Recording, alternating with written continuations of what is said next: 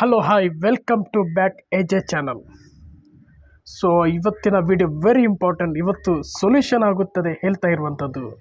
ಅಂದರೆ ಪ್ರತಿಯೊಂದಕ್ಕೂ ಕೂಡ ಪರಿಹಾರ ಬೇಕು, ಪ್ರತಿಯೊಂದು ರೋಗಕ್ಕೂ ಕೂಡ ಔಷಧಿ ಮೆಡಿಸಿನ್ ಬೇಕು. ಸೊ ಮೆಡಿಸಿನನ್ನಾಗಿರುತ್ತೆ ಹೇಳುತ್ತಾ ಇರುವಂಥದ್ದು. ಏನಂತ ಹೇಳಿದರೆ, ಕಳೆದ ಹಲವಾರು ವಿಡಿಯೋಗಳಲ್ಲಿ ನಾನು ಹೇಳ್ತಾ ಇದ್ದೇನೆ ಸ್ಟ್ರೆಸ್ ಅನ್ನುವಂಥದ್ದು. ಟುಡೇ ಎಲ್ಲರಿಗೂ ಕೂಡ ಅತಿಯಾದಂತಹ ಒತ್ತಡ ಇದೆ.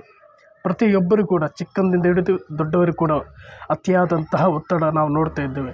ಅದರಿಂದಾಗಿ ಮೆಂಟಲಿ, ಫಿಸಿಕಲಿ ಎಲ್ಲ ರೀತಿಯಲ್ಲೂ ಕೂಡ ರೋಗಗಳು, ಸಮಸ್ಯೆಗಳು ಉತ್ಪತ್ತಿ ಆಗ್ತಾ ಇದೆ. ಸೊ ಹಾಗಾಗಿ ಇದಕ್ಕೆ ಏನು ಸೊಲ್ಯೂಷನ್ ಅನ್ನುವಂಥದ್ದನ್ನು ನೋಡುವ. ಓಕೆ, ಹಾಗಾಗಿ ಸೊಲ್ಯೂಷನ್ ಇಷ್ಟೇ. ಏನಂತ ಹೇಳಿದರೆ ABC, capital A, capital B, capital C. ಅಂದರೆ ಎ ಅಂದರೆ ಏನು? ಎ ಫಾರ್ ಆ್ಯಪಲ್ ಅಲ್ಲ, ಎ ಫಾರ್ ಅವೇರ್ನೆಸ್. ಓಕೆ, ಅದೇ ರೀತಿ ಬಿ ಫಾರ್ ಬಾಲ್ ಅಲ್ಲ, ಬಿ ಫಾರ್ ಬ್ಯಾಲೆನ್ಸ್.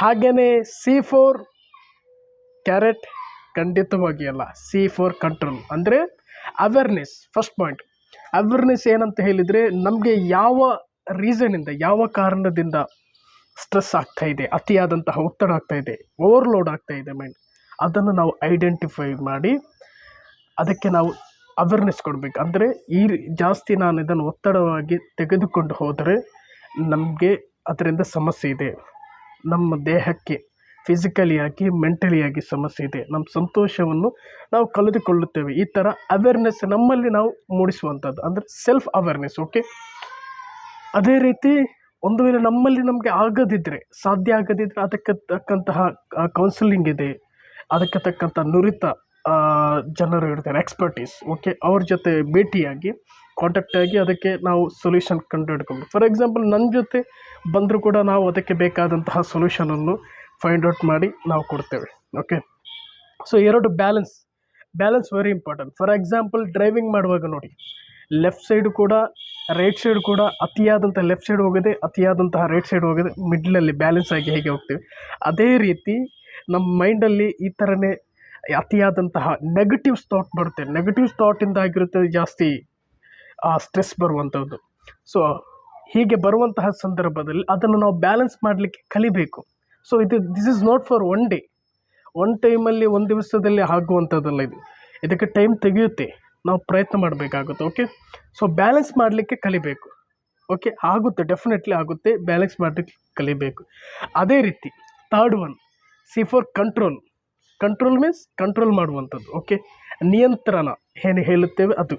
ಸೊ ನಿಯಂತ್ರಣ ಮಾಡಲಿಕ್ಕೆ ಬರ್ಬೋದು. ನೋಡಿ, ಒಂದು ದಿವಸ ನಮ್ಮ ಮೈಂಡಲ್ಲಿ 60,000 to 80,000 ಥಾಟ್ಸ್, ಚಿಂತೆ ಈ ಥರ ಬರುತ್ತಾ ಇರುತ್ತಂತೆ.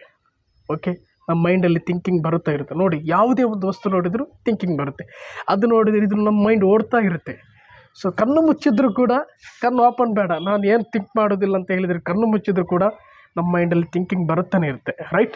ಸೊ ಹಾಗಾಗಿ ಆ ಬರುವಂಥ ಸಂದರ್ಭದಲ್ಲಿ ಕೆಲವೊಂದು ನೆಗೆಟಿವ್ಸ್, ಅತಿಯಾದಂತಹ ಒತ್ತಡ, ಓವರ್ಲೋಡ್ ಆದಂತಹ ಥಿಂಕಿಂಗ್ ಬರುವಂಥ ಸಮಯದಲ್ಲಿ ಅದನ್ನು ಕಂಟ್ರೋಲ್ ಮಾಡಲಿಕ್ಕೆ ಕಲಿಬೇಕು.